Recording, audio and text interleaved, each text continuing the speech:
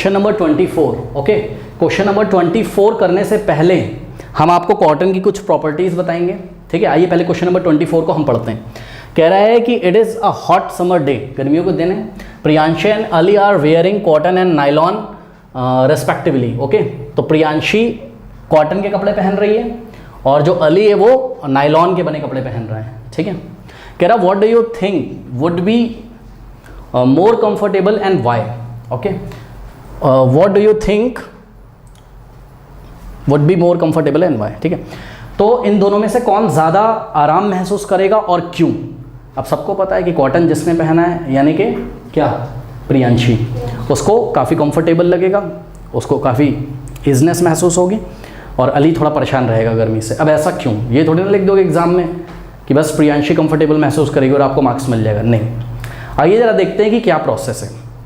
Process ये है कि आपको तो आंसर ये लिखना है एग्जाम में as a class 9th student, but आपको समझना पड़ेगा कि क्या मैकेनिज्म है। देखिए, सबसे पहले आपको कॉटन की प्रॉपर्टी पता होनी चाहिए। तो कॉटन इज अ प्योर, अच्छा क्लास 8 में आपने एक चैप्टर पढ़ा था पॉलीमर, तो थोड़ा बहुत आपको पता होगा कि पॉलीमर क्या होते हैं। ठीक, तो cotton is a pure cellulose, a naturally occurring polymer. Cotton क्या है, एक प्योर सेलुलोज है। सेलुलोज एक ऑर्गेनिक कंपाउंड है जो कि एक टाइप का क्या होता है, पॉलीमर होता है। ठीक है, तो सिंपली अगर हम बोलें तो कॉटन क्या है, एक नेचुरली अकरिंग पॉलीमर है। अब इस कॉटन का, ये जो कॉटन है इसकी प्रॉपर्टी क्या होती है। देखिए, जब कॉटन की आप मतलब सेलुलोज की अगर आप प्रॉपर्टी पढ़ेंगे क्लास 12 में जाके, तो इसका अगर हम स्ट्रक्चर देखें तो कुछ इस तरीके से होता है ये स्ट्रक्चर। ठीक है, ये ऐसा कुछ स्ट्रक्चर इसको माइक्रोस्कोप से देखने को मिलेगा। और ख़ास बात ये है कि इसमें जो ग्रुप्स लगे होते हैं वो नेगेटिवली चार्ज ग्रुप लगे होते हैं। ठीक है, नेगेटिवली चार्ज ग्रुप लगे होने का मतलब मैं बता रहा हूँ, रुक जाइए। देखिए, वाटर का फॉर्मूला हमने आपको क्या बताया था, H2, और उसमें हमने आपको बताया था कि देखिए यहाँ कहीं पॉजिटिव होता है H पे और O पे क्या होता है माइनस।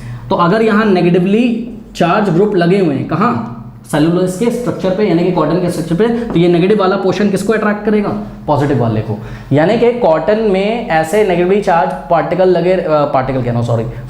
ग्रुप्स लगे होते हैं जो वाटर के पार्टिकल को अट्रैक्ट करने की क्षमता रखते हैं। तो बस इतना ही मुझे आपको बताना ताकि आपको याद हो जाए चीज़ें, और कोई नहीं, ये सब एग्जाम में नहीं लिखना है। तो यही बात हमने यहाँ नोट लगाई हुई, क्या, negatively charge group attracts water. Cellulose मतलब कि कॉटन जो कि प्योर पॉलीमर है, ठीक है, एक तरीके का सेलुलोज है, उसमें क्या होते हैं, नेगेटिवली चार्ज ग्रुप होते हैं जो किसको अट्रैक्ट करते हैं, वाटर मॉलिक्यूल्स को। इसलिए हम कॉटन को हाइड्रोफिलिक भी बोलते हैं। ध्यान से सुनिए स्टूडेंट्स, अगर आपको एग्जाम में थोड़ा बहुत ज़्यादा लिखना हो तो आप लिख सकते हो cotton is a hydrophilic substance. Hydrophilic means what, hydro मतलब वाटर और फिलिक मतलब पसंद करने वाला।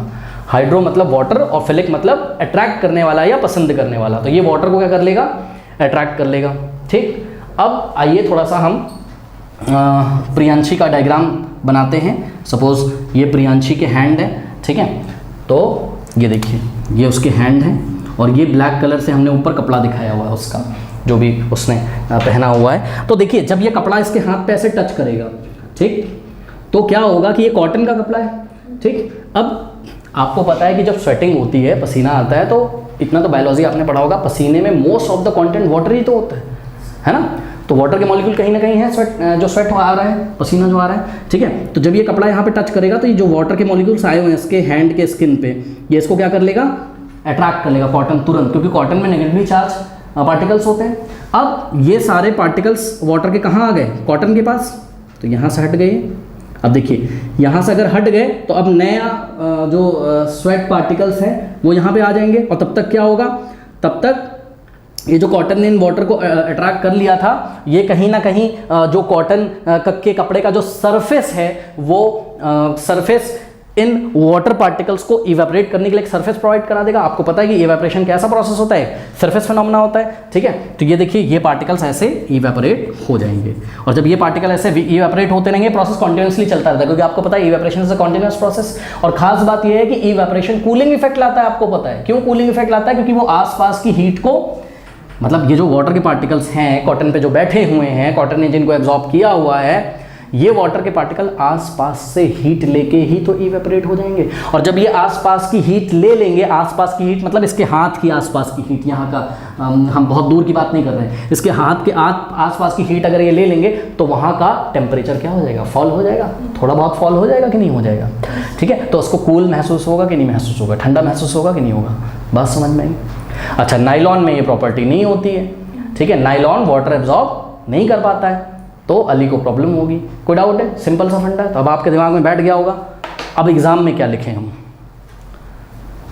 देखिए एग्जाम में हम ये लिखेंगे जो यहाँ पे लिखा है। हमने लिखा क्या एग्जाम में? Cotton being a better absorber of water.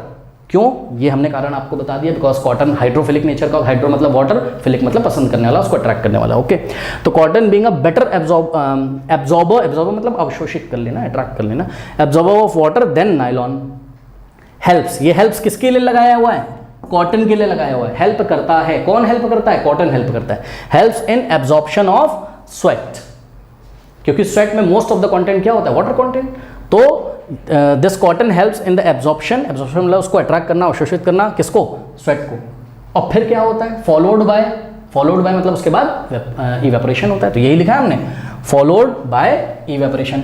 फिर ये जो स्वेट मतलब जो वाटर के पार्टिकल्स एब्जॉर्ब हो गए, स्वेट एब्जॉर्ब हो गया, फिर इनका क्या होता है? इवेपोरेशन होता है। तो पहले स्टेप में एब्जॉर्प्शन होता है और दूसरे स्टेप में इवेपोरेशन होता है कॉटन के सरफेस से बाहर की तरफ। फिर इसका रिजल्ट क्या आता है? विच लीड, व्हाट लीड, ये जो इवेपोरेशन हुआ है इसकी बात बता रहे हैं।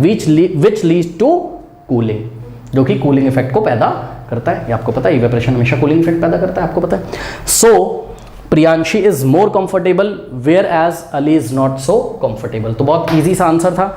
आई थिंक कोई डाउट नहीं होना चाहिए आप लोगों को, ठीक है? कोई डाउट है? नहीं।